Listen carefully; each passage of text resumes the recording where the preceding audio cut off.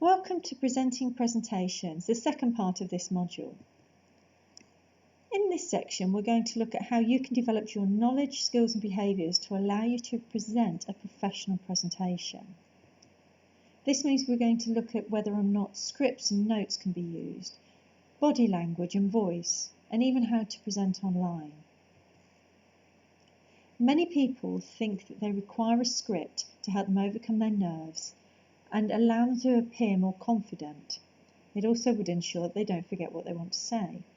However, reading from the script means that they don't actually connect with their audience. Their audience also can become disengaged.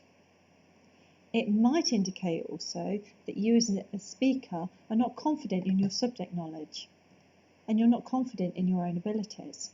So instead, to overcome the need for a script, you can consider memory prompts. These are short words that will help you remember what you want to say.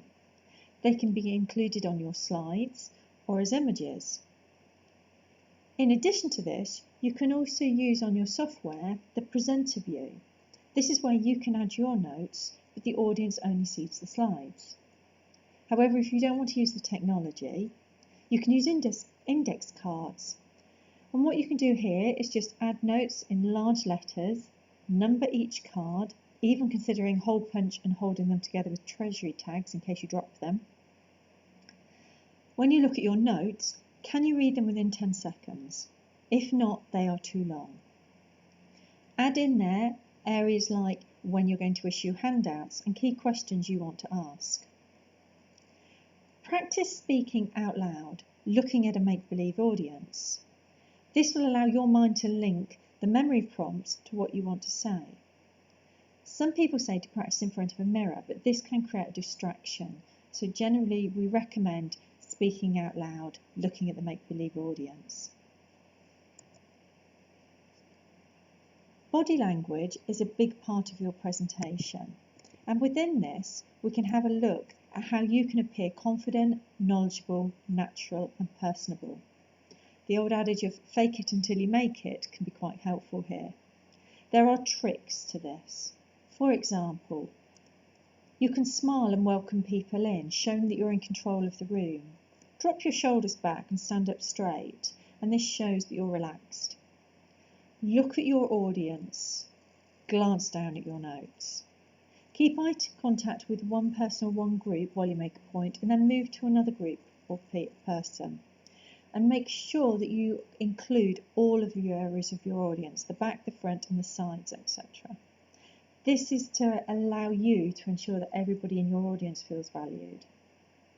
Be mindful of your nervous habits. Easiest way to pick these up is by asking somebody else to watch you or watch a recording of yourself. It could be you keep putting your hands in and out of your pockets, you continually point, you twiddle with a pen or clothing, you touch your nose or your hair on a regular basis. To emphasise a point, you can exaggerate body movements slightly. For example, if you move your shoulders in slightly towards your audience, you can emphasise a point. You can also open your hands, mirror your verbal communication, again to emphasise what you're saying. Be mindful where your back is to the audience. For example, if you're writing on a flip chart, you've got your back to the audience. And if you walk forward towards your audience, you can emphasise key points here.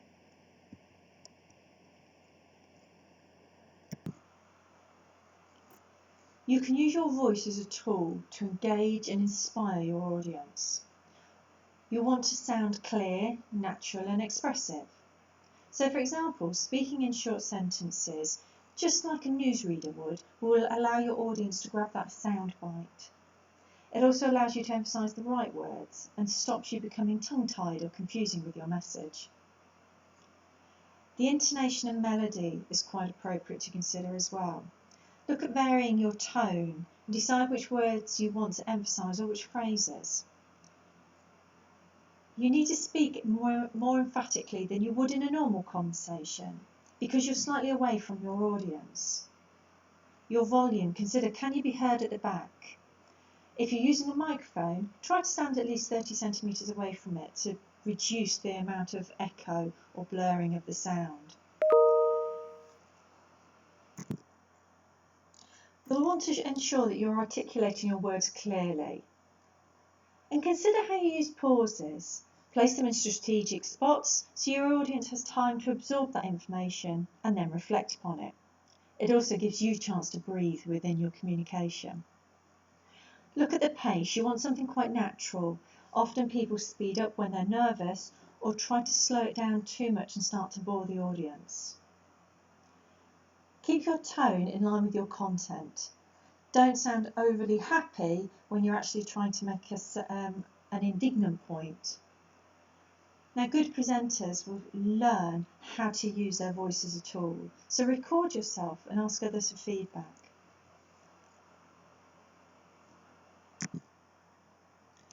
You'll want to allow time to prepare your room. This can usually take up to about an hour or so. The things you want to consider are areas such as, is it accessible for everybody? Could wheelchairs, people with prams or walking aids get around each table? Can everyone see and hear from where they will be sitting? Are there any other considerations you might want to take in, such as, does anybody require an interpreter for British Sign Language, and where will they sit? Is there enough space around the table for people to make notes, pop their laptop on, store pens? And is the room well ventilated, and is the heating at an adequate level? Be prepared to spend a little bit of time doing this, because creating the right environment will have an impact upon your presentation. At the end of your presentation, you need to provide time for people to ask you questions. The way to open this up is simply saying, has anybody got any questions? You might ask them to raise their hand so you can identify who's speaking. Select the person you wish to ask a question. Keep eye contact with them whilst they ask their question. Listen to it carefully and ask any questions that you might need to clarify your understanding. You now break eye contact and you will rephrase or neutralise the question. This is to help the rest of your audience hear what the question was, or maybe to change the wording slightly so it is less aggressive. You're going to answer the question. If you don't know the answer, say so, because you can always come back to them at a later date. If somebody asks multiple questions, either ask them to select one or you select one. And if an answer goes into too much detail or runs the risk of going into too much detail, highlight that you will pick this up with them outside of the meeting or the presentation. Each of your answers needs to link back to your presentation, emphasising the importance of your presentation. Then ask for the next question.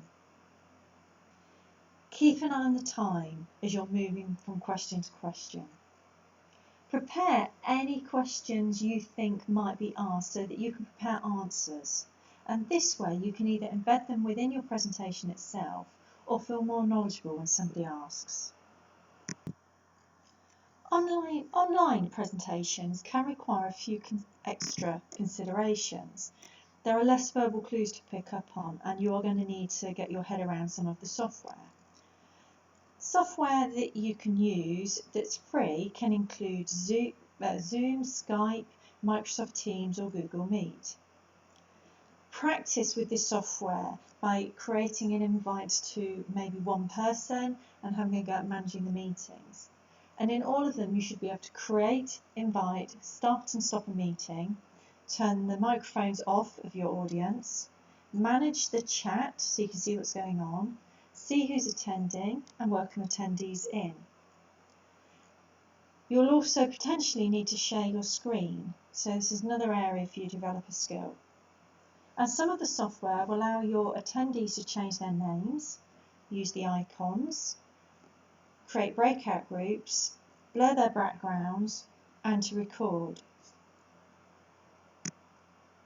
If you're going to host a meeting, the way you'd want to do this is by sending out a summary of what your presentation will be, including joining instructions and the date, start and end time. If this is an international meeting, be mindful of the time differences around the world. If people are unfamiliar with online presentations, you might have to add in your joining instructions how to actually use Zoom, Skype, etc. If it's going to be quite a large audience, you may want an additional person with you to help manage the chat. Arrive early to your online meeting or your virtual meeting to check your audio and your video. Present from a computer and not from a mobile phone to give you more control. Ensure your location is quiet and located with minimal disturbances. At the start, ask people if they can all hear you and see your screen. Go through how to use the software that you're using, assuming that people do not know how to use chat or raise a hand, change their name, turn off their microphone or video, etc. Ask people to turn off their microphones unless they want to ask a question, and this will improve your sound quality. Depending on bandwidth, you might also need your audience to turn off their video feed until a point where you want to invite them back. Instead, you can overcome asking questions by asking them to use chat. You can interact with your audience throughout without asking them to speak by using the icons, such as asking them to wave or clap. It could be you want to start with an icebreaker and ask them to write a question in the chat, or select a hand icon if they've experienced something you're going to talk about. Pause throughout your presentation just to make sure that people have no questions. And don't stay on a screen for longer than 30 seconds without moving on to the next area, and your presentation should last no more than 60 minutes.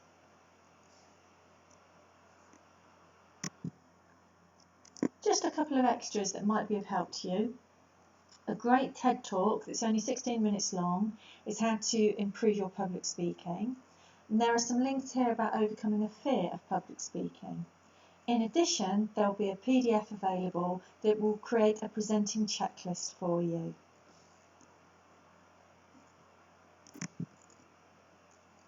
So we've gone through the knowledge, skills and behaviours you can engage with to ensure that you present in a professional manner.